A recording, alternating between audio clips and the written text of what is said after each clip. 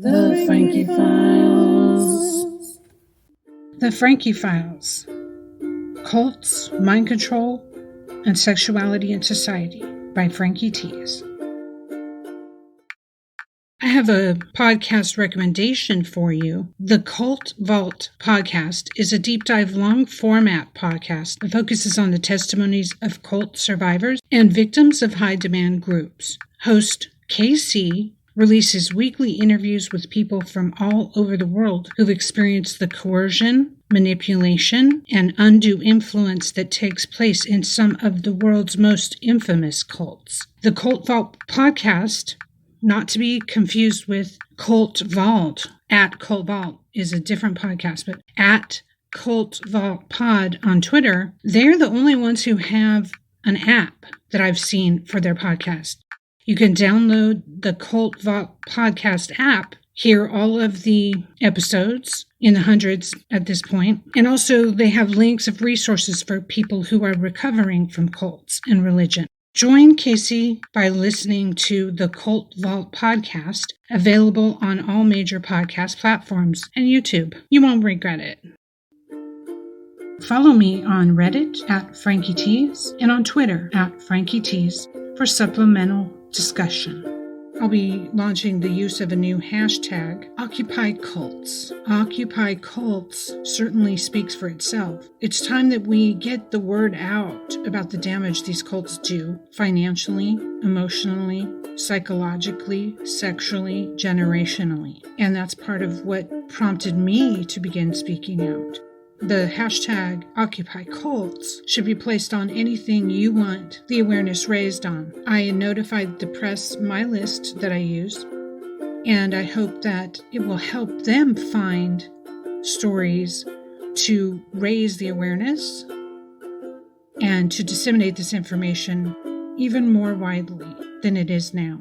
So check out the hashtag occupycults. Wear it on a t-shirt. Chalk it on the neighborhood. Get the word out. Occupy cults means just that. Pay attention to what's going on. Those survivors who are trying to speak out need your support. It's extremely difficult for us. So thanks for listening, and check out Occupy Cults, the hashtag. If you would like information on cults in the news, please join my new Substack, frankietees.substack.com. The Frankie Files podcast is researched, written, recorded, and edited by me, Frankie Tues. Okay, I've been working on this episode for a while, and I want to get into human trafficking in cults. There is a lot of misinformation surrounding today's topic, human trafficking. I know most of us think we know what it is, but as a victim, it did take me many years until I realized I was a victim of trafficking. So it clearly isn't info available as readily as it should be. Let's get into it. In this episode, I want to deal specifically with coercive trafficking that cults do and the mind control tactics used to accomplish that. It ain't pretty. First, here is the DHS, Department of Homeland Security's full definition of human trafficking. And they only dedicated a special unit for trafficking in the United States as late as 2000, 20 years ago. That's something I found out in research for today's show. Kind of surprising. It's not like trafficking started 20 years ago. So according to DHS.gov, human trafficking involves the use of force, fraud, or coercion to obtain some type of labor or commercial sex act. Every year, millions of men, women, and children are trafficked worldwide, including right here in the United States. It can happen in any community, and victims can be any age, race, gender, or nationality. Traffickers might use violence, manipulation, or false promises of well-paying jobs or romantic relationships to lure victims into trafficking situations. Language barriers, fear of their traffickers, and/or fear of law enforcement frequently keep victims from seeking help, making human trafficking a hidden crime. Traffickers use force, fraud, or coercion to lure the victims and force them into labor or commercial sexual exploitation. And I would like to add religious sexual exploitation. They look for people who are susceptible for a variety of reasons, including psychological or emotional vulnerability, economic hardship, lack of a social safety net, natural disasters, or political instability. The trauma caused by the traffickers can be so great that many may not identify themselves as victims or ask for help.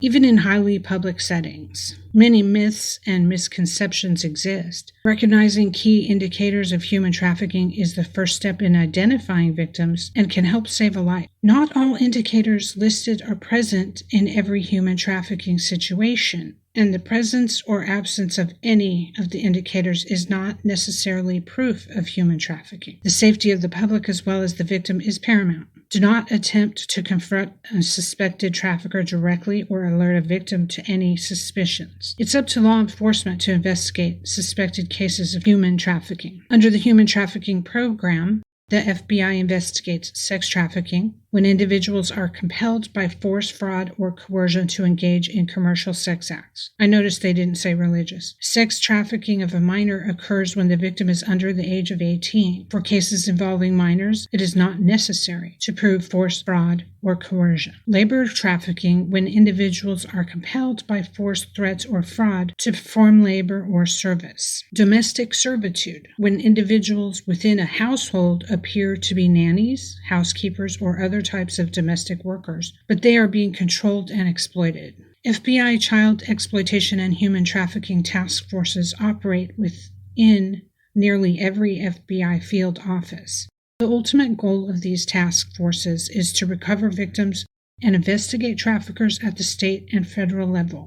Okay, so that is the end of the DHS statement. But cults have not been held accountable. I have a special interest in this, guys. Morningland Church took my twin and I out of school and had us deceive our mom, enslaving us and keeping us from graduating high school. It happened, and I wasn't smart enough as a child to understand it. So like many, we were encouraged by some recent events. Here's a lawsuit which took place September 10th, 2019. This is precedent-setting lawsuit, and I want you guys to pay attention. It gives me a lot of hope. I got this article from MarketWatch.com by Elizabeth Hudson, Hutson. A woman wins $8 million judgment from the cult that enslaved her for a decade. Woohoo!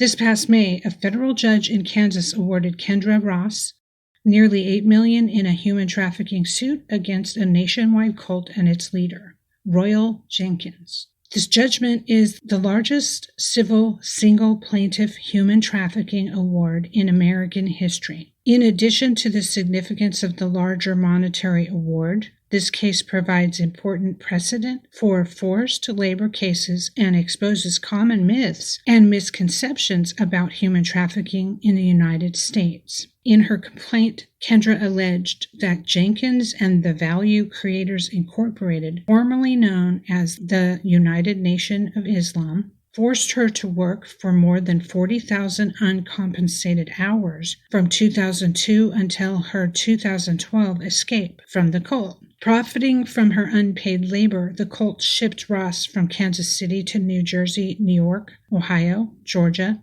and Tennessee to work around the clock in the cult's businesses, restaurants, and homes. In addition to dictating when and where members worked, the cult controlled every other aspect of their lives, including where they lived, their education, their diet, and whom they married. The article clearly shows that this set a new precedent in law. It's certainly not the first instance of trafficking in American history, and it doesn't touch the trafficking that's going on now. But our next story does. News broke during the week of April 25th this year that a lawsuit has been filed in Florida against Scientology by 3 of its previous members. They claim trafficking and forced labor, and they have much better chance now since the Nation of Islam case. Children as young as 10 years old forced to do labor in service of Scientology instead of receiving basic schooling isolated from parents, and endured verbal abuse for minor or fabricated transgressions. I write about this on my Substack using many sources at frankietees.substack.com. Just search Scientology trafficking. The Frankie Files. 3 individuals who were raised in Scientology and forced to work in its service from childhood today filed a groundbreaking lawsuit against Scientology's leader, David Miscavige, and 5 Scientology-affiliated corporations, alleging violation of the Trafficking Victims Protection Reauthorization Act, TVPRA. The filing details the horrific mistreatment the plaintiffs endured under the control of Scientology, including forced labor, verbal and physical abuse, intimidation and coercion at Scientology's primary hub of activity in Clearwater, Florida, and for more than a decade on board Scientology's cruise vessel, the Freewinds. The plaintiffs allege that, beginning in childhood, they were required to commit to a lifetime of service to Scientology, enduring regular verbal abuse, crowded living conditions, and sleep deprivation. Children were repeatedly told that those who attempted to leave Scientology could suffer awful fates, including death. Beginning as young as 10, the plaintiffs were forced to work in Scientology's Cadet Org and Sea Org, providing unpaid and extremely low-paid labor, including landscaping, food service, and janitorial work. The plaintiffs allege that Scientology employs numerous psychologically devastating tactics to achieve coercive control over members, including lengthy interrogation sessions in which individuals who had been abused are compelled to take full blame for those abuses and agree to make amends to their abusers. Quote, "For years, Scientology has exploited defenseless children and groomed them for a lifetime of servitude. Our clients were subjected to systematic indoctrination and manipulation that normalizes extremely abusive treatment. Throughout their formative years and into adulthood, they were forced to perform labor under unimaginable conditions," said Neil L. Glazer, an attorney for the plaintiffs and shareholder at the law firm of Cohn, Swift & Graff, P.C. Their lives have been forever altered by this mistreatment. Growing up in Scientology, the quote continues, "being separated from my family and subjected to severe verbal and physical abuse has scarred me in ways that I am still working through and uncovering. Sometimes it feels like it will never end. All the while, Scientology continues to abuse and exploit its members, including young children, and does so with virtually unchecked power," said plaintiff Gawain Baxter. To this day, there are completely defenseless minors being mistreated by Scientology leaders, just as I was. They are isolated from family and have no way to protect themselves. Scientology must be held accountable for the human rights abuses and trauma it has inflicted without a shred of remorse. Plaintiff Gawain Baxter was required at age 6 to sign a contract pledging to serve Scientology, by extension David Miscavige, for 1 billion years. Beginning at age 10, he alleges he was forced to attend expensive indoctrination sessions, the cost of which he was continually told were recorded as a mounting financial debt he would have to repay if he ever left the Sea Org. Wow. Coercion, bribery. As a teenager, Gawain Baxter was allegedly transported from Clearwater to Curaçao and compelled to board the Freewinds, where his identification documents were immediately confiscated. There he was forced to provide manual labor with few breaks and little sleep. Tasks were often incredibly dangerous, such as when he was ordered to squeeze inside fuel tanks to clean them from the inside without a respirator to protect him from the fumes. When the Freewinds underwent extensive renovations, he worked more than 18 hours per day and was exposed to blue asbestos and concrete dust. He was not provided any protective equipment and soon became ill, coughing up blood. Quote, Scientology cannot be allowed to continue exploiting the labor of its members and inflicting emotional and physical abuse without facing justice, said Ted Leopold, an attorney for the plaintiffs at Cohen Milston Sellers and Toll PLLC. Our hope is that this lawsuit will assist the plaintiffs in holding Miscavige and Scientology accountable for this egregious mistreatment. The second plaintiff, Laura Baxter, grew up in Scientology in Germany. At age 7, her mother signed her up to take Scientology courses. By 15, she worked as a staff member for Scientology in Stuttgart, which required her to undergo frequent auditing and security checks. Her mother eventually signed over guardianship to a senior Scientology officer, after which she was transported to the Free Winds. Her identifying documents were also confiscated, and she was forced to do labor and endure punishment for minor and fabricated transgressions. In 2004, a prominent Scientologist celebrated their birthday aboard the Free Winds. At the celebration, the plaintiff was allegedly falsely accused of monopolizing their attention and, as punishment, was confined to the hot engine room for 3 days and was only allowed to leave for a few minutes at a time for meals and a few hours of sleep in her room. During her time on the Free Winds, she continued to endure further abuse, such as being forced to confess to alleged crimes against Scientology, having her meager pay withheld, being confined and under constant surveillance. Gawain and Laura Baxter met aboard the Free Winds and ultimately married. Eager to escape the Sea Org, they made the decision to become pregnant, which would give them the opportunity to leave due to a policy change following unfavorable news coverage of the Sea Org's forced abortion policy. When Laura became pregnant, the two were offered a choice to terminate the pregnancy or leave the Sea Org. When they declined to terminate the pregnancy, they were isolated from the ship's staff, put under full-time surveillance, and required to undergo ethics handling and security checks as punishment. And on the aside, if you watch Leah Remini's Scientology, you'll know what a security check is. It's like psychological torture. Gawain was also interrogated and berated for not forcing Laura to terminate her pregnancy. After weeks of punishments and isolation, when it became clear that they were not going to comply, Gawain and Laura were permitted to leave the ship. To this day, they are traumatized as a result of what they endured since childhood. They regularly receive intimidating phone calls from Scientologists as a reminder that they continue to be monitored. The third plaintiff, Valeska Paris, was subjected to Scientology indoctrination beginning when she was just 4 years old.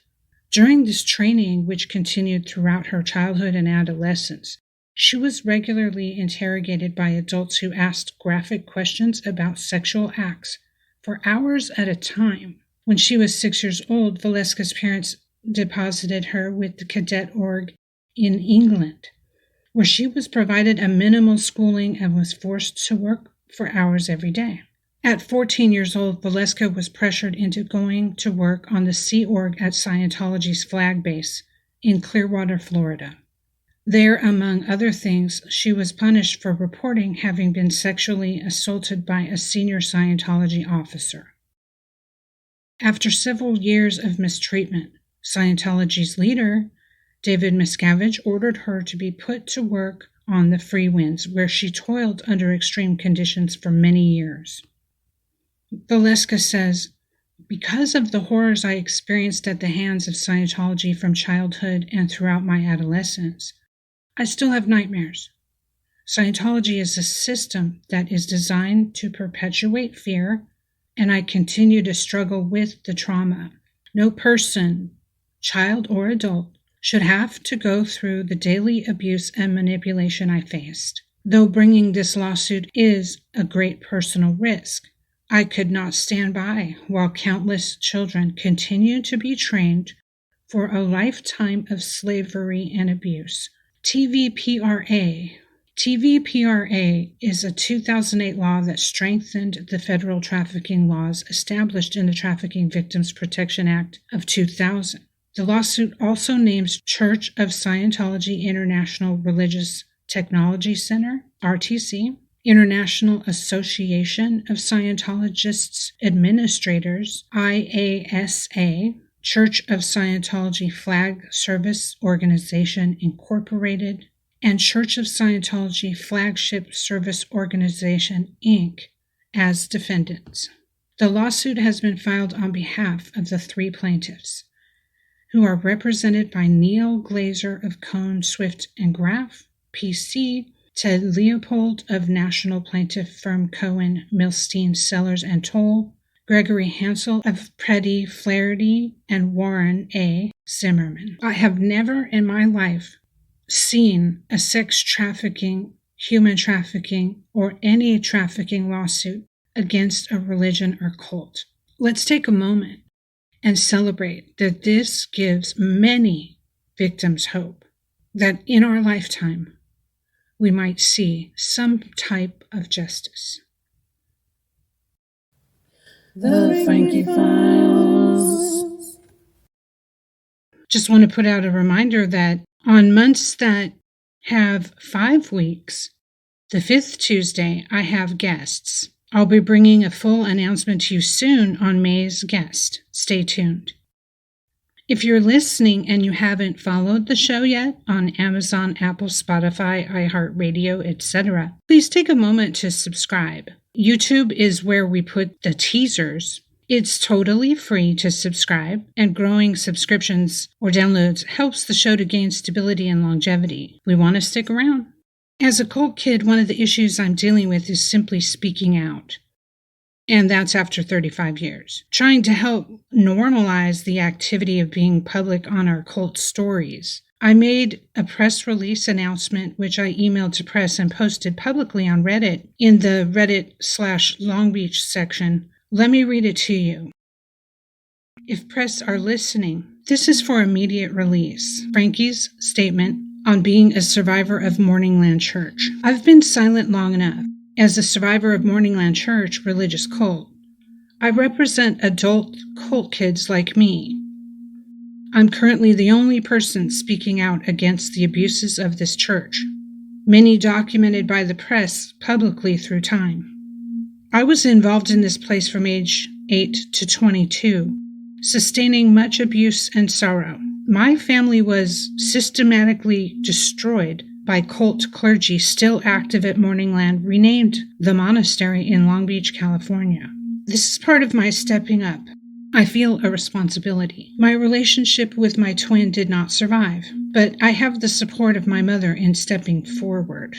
Though the original founders died long ago, Dan Sperato in 1976 and Patricia Sperato in 2003, there are 3 people they trained who participated in the destruction of my family, still living illegally at 2600 East 7th Street, Long Beach, California. These clergy are still using the same awful techniques to lure people into their web. They also still have an entire city block, which was purchased by donations of unwitting victims of their deception, including false claims of healing, promises of ascension at death, and more spiritual and psychological abuse.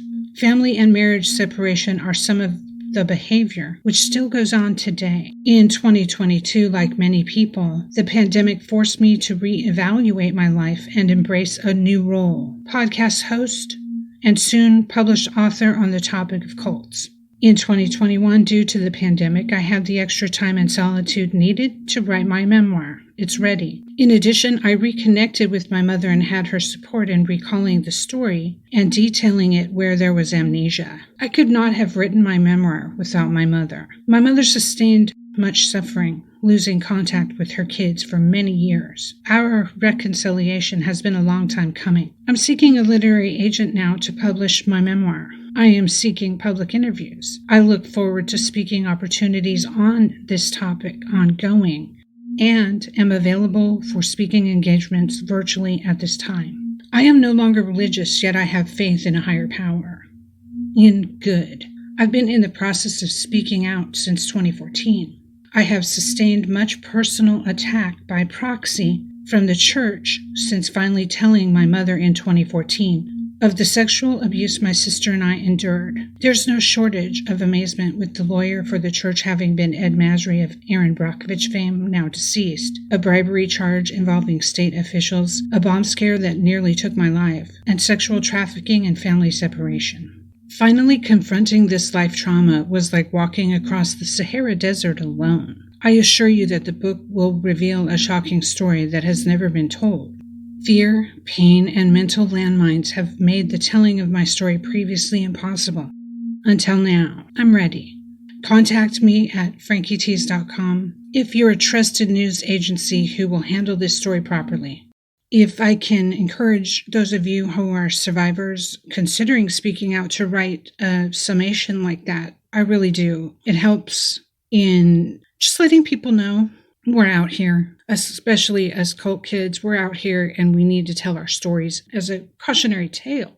The fact that I'm coming out about what happened to me is very difficult, like all cult survivors. Most of us just want to live our lives or disappear into society. But in coming out, we deserve to hide as much of our identity as possible. After all, privacy was stolen from us, especially the cult kids, with not a thought of the long-term costs to us. Thousands of people fetished and gawked me in this cult that I didn't know. I'm finding out now. One of the reasons I don't get on camera is twofold. When in 2014 I moved back to the town where the cult exists that hurt me, fake videos of me were put on the internet. I know because some stranger followed me one day on the street, and I was going into a restaurant, and he announced that there were inflammatory videos of me on the internet on Facebook. I told him I don't even use Facebook. And then without more info, the man walked away. He taunted me.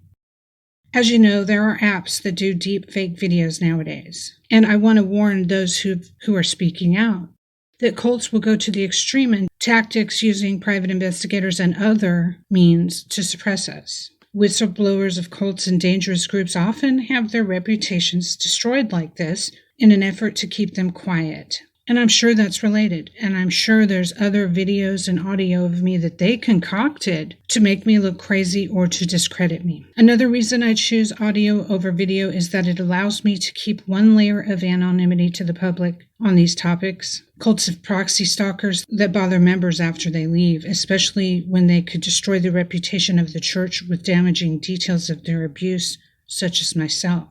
My memoir is not yet out, but it will curl your wig, what I have been through, as well as my mother and twin. I would just tell those of you contemplating speaking out that it's okay to remain as anonymous as you like, because some of your fears are warranted.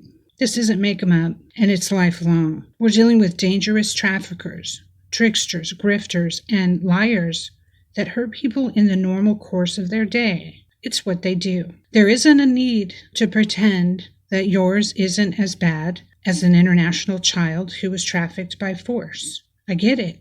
Those make headlines. Our stories are just as heartbreaking. And we, victims of cults, often never come out or go to agencies because of fear of retaliation. It's very common. We literally discount our experience as lesser or different. That's a narrative that the cults keep going to enshroud themselves in secrecy and allow them to keep the grift going. It took me so long to even figure out that what happened to me was trafficking, forced labor, and sex labor, that I thought the time had passed for me to get justice. We'll see about that.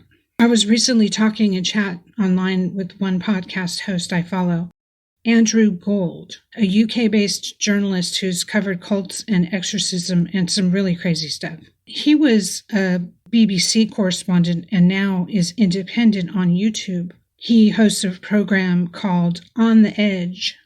Just search Andrew Gold. And I was telling him, in addition to not wanting to be so highly visible on video, unless it's for an interview of my own experience, I also can't interview guests each week about their traumatic experience. I have to be concerned about my own mental health too. I can't be triggered every week for this show. So helping with topic of recovery and education about what we went through is the way to go for me. Educating people who didn't experience it, and then researching topics that I and other recovering cultists need works best for me. Writing on my column that is new, go check out frankietees.substack.com, is fulfilling because I'm writing about cults getting caught for being scoundrels in the daily news.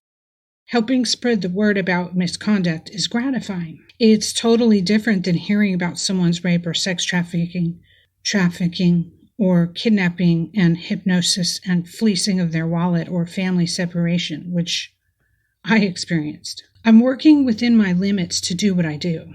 Imagine not having those limits. That would take not having been abused by a cult. So I recognize those limits exist and appreciate those of you paying attention here, understanding that my self-care plays a part in limits to my production. I know some of you have requested video, and I wanted to explain this. I'm sure the show would grow exponentially faster if I did video. It's a trend right now, but it's simply not something I want to do every week.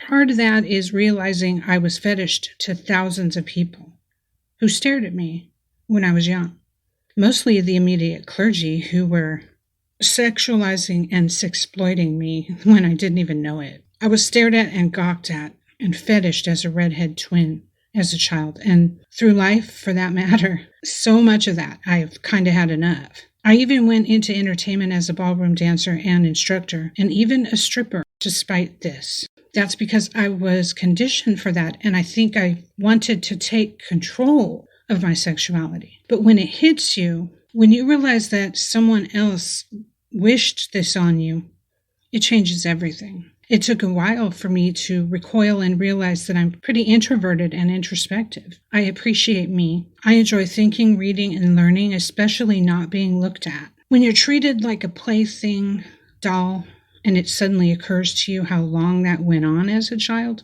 it can be a little unnerving. I'm trained in voiceover and radio, so this works very well for me, and it's sustainable. I simply